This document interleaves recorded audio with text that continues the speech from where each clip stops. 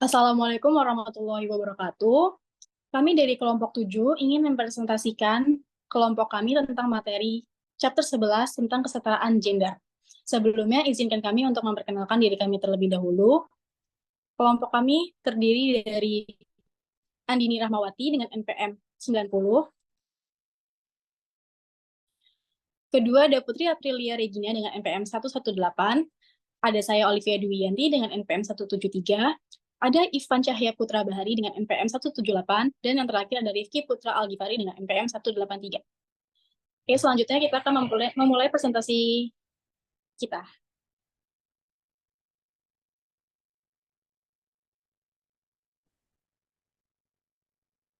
Pada pembahasan pertama, kita akan masuk pada perkenalan. Pembagian kerja berdasarkan gender tidak dengan sendirinya menjadi masalah.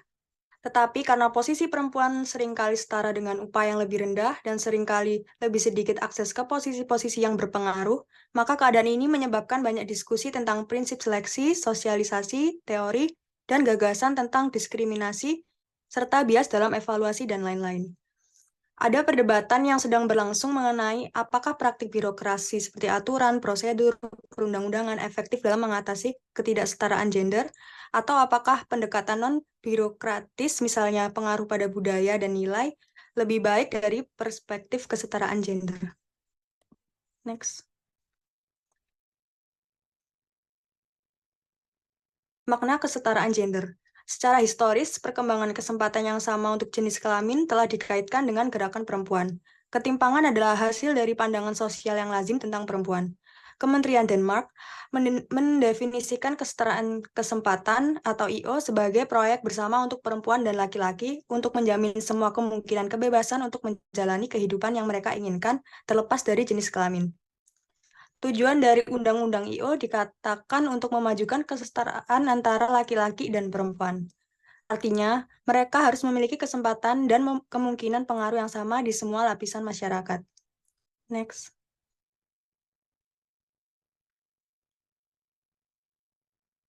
Lalu pendekatan kemiripan. Pandangan ini, terutama feminisme liberal, mengambil titik tolak bahwa perempuan dan laki-laki pada dasarnya sama, dan bahwa ketidaksetaraan gender merupakan hasil dari kasus-kasus diskriminasi individual yang dikombinasikan dengan stereotip peran jenis kelamin dalam sosialisasi, pendidikan, dan pasar tenaga kerja. Perempuan tidak diberi kesempatan yang sama dengan laki-laki, terutama dalam hal mencapai posisi manajerial. Pemikiran stereotip tentang perempuan dan keyakinan bahwa laki-laki lebih cocok untuk posisi manajemen, tipikal manajer yang dilihat sebagai laki-laki mempengaruhi rekrutmen dan seleksi untuk jabatan tertentu, dan juga mempengaruhi pengembangan karir yang berkelanjutan. Meskipun kesamaan antara perempuan dan laki-laki paling sering ditekankan, ada feminis liberal yang akan menekankan perlunya kemajuan birokrasi yang memberi perhatian pada ketidaksesuaian yang mungkin ada antara perempuan sebagai hasil sosialisasi dan posisi manajemen puncak. Selanjutnya akan dijelaskan oleh teman saya.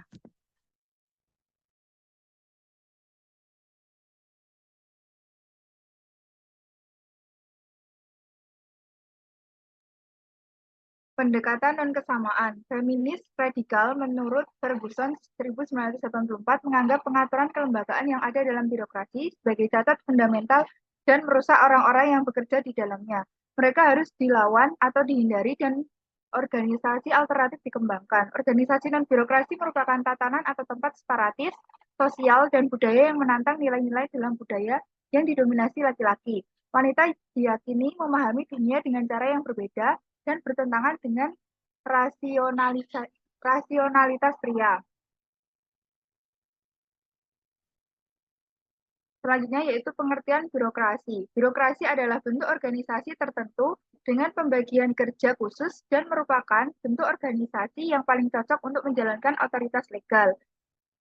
Birokrasi dapat diartikan sebagai pemerintah dengan aturan impersonal yang diformalkan dengan jabatan hierarkis yang idealnya diisi berdasarkan prestasi yang diukur dengan kualifikasi profesional dan ujian. Secara historis, karir birokrasi setara dengan karir laki-laki. Gagasan budaya gender yang berlaku menghasilkan pembagian kerja sosial dengan laki-laki, terutama menghuni ruang publik dan perempuan di ruang pribadi. Birokrasi kemudian dibangun di sekitar dunia publik dan swasta.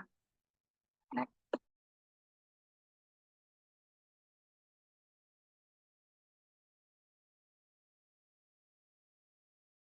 Selanjutnya ada serangan Ferguson terhadap birokrasi. Pada tahun 1984, Ferguson memperkenalkan serangan feminis terhadap birokrasi. Ferguson berpendapat bahwa birokrasi ini bersifat ketidaksetaraan. Laki-laki dan perempuan tersubordinasi dalam birokrasi. Serangan Ferguson sama dengan serangan Marxis, yaitu kebaikan apapun yang dihasilkan oleh birokrasi diabaikan. Organisasi atau alternatif yang diyakini Ferguson akan bermanfaat bagi perempuan adalah pusat buku, pusat kesehatan, dan lain-lain.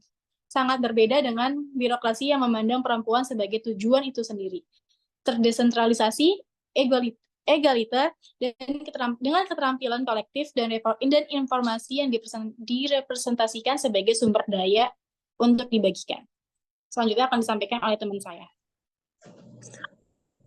Selanjutnya, kritik Martin terhadap mobilisasi maskulinitas pria dalam birokrasi.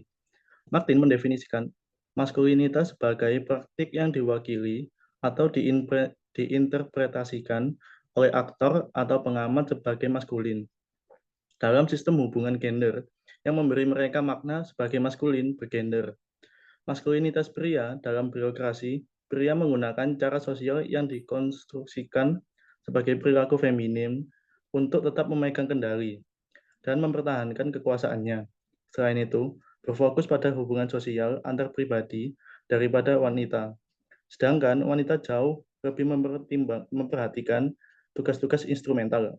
Hal ini hanya dapat menimbulkan pandangan bahwa apapun yang dilakukan laki-laki dalam birokrasi adalah hal buruk. Selanjutnya.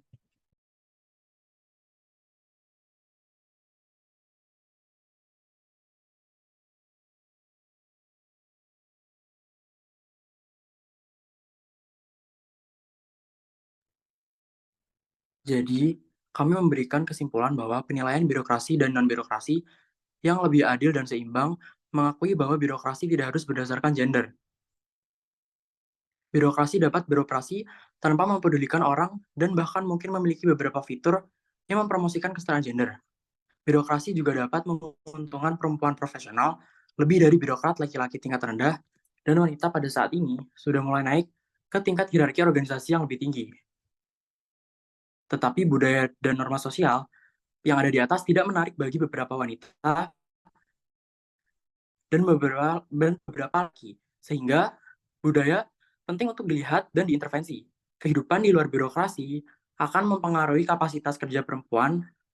Konteks sosial juga sangat penting untuk melihat apa yang dicapai dalam sebuah birokrasi. Sekian presentasi dari kelompok kami mengenai kesetaraan gender. Kurang lebihnya mohon maaf.